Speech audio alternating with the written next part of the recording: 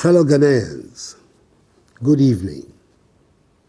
This is the third time in the last 10 days that I've come into your homes to give you an update on the progress of our fight against the coronavirus pandemic.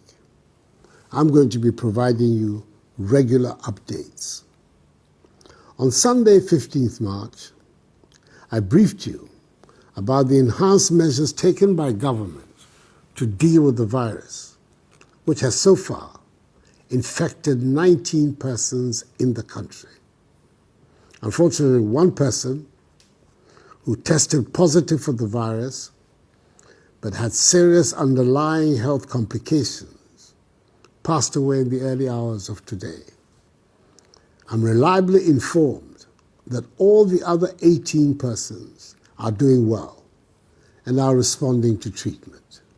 Indeed, 8 of them are being managed from their homes in isolation.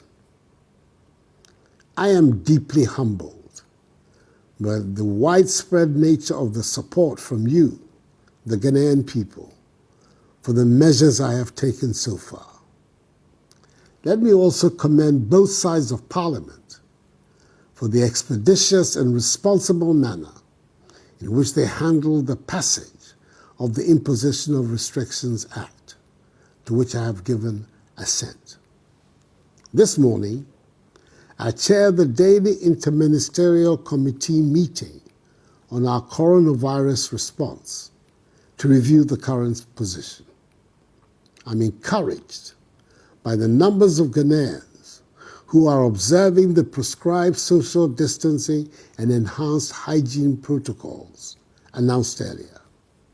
However, it has become necessary to take additional measures to stem the spread of the virus and protect the lives of our people. We must do everything within our power to contain the spread of the virus.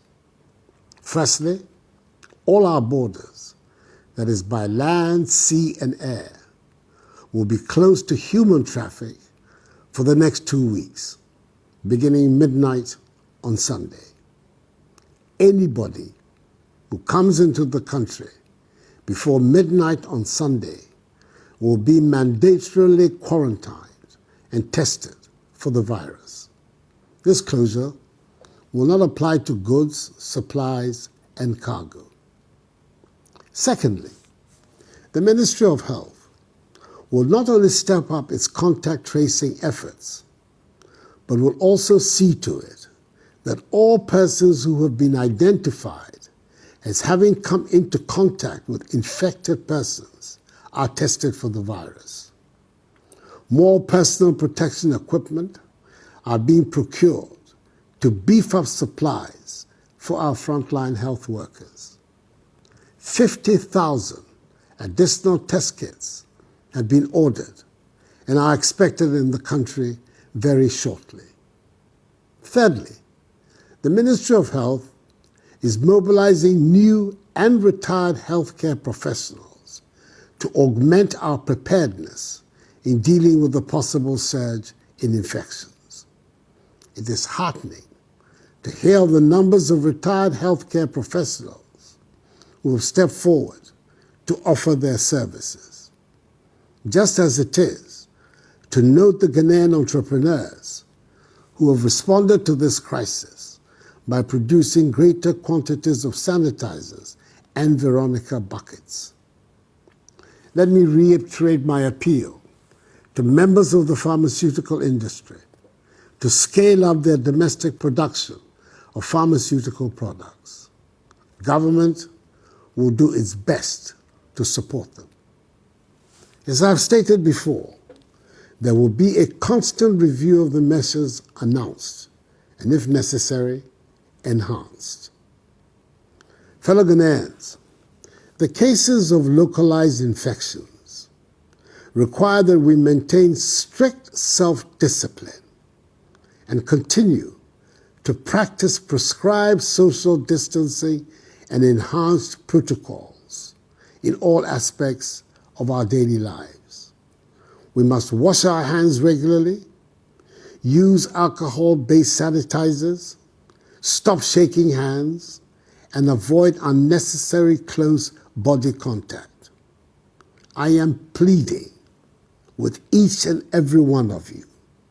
Comply with these measures. Our survival is in our own hands.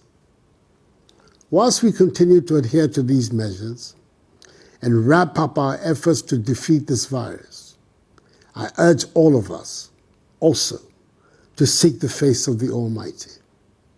So on Wednesday, 25th March 2020, I appeal to all Ghanaians, Christians and Muslims, to observe a national day of fasting and prayer.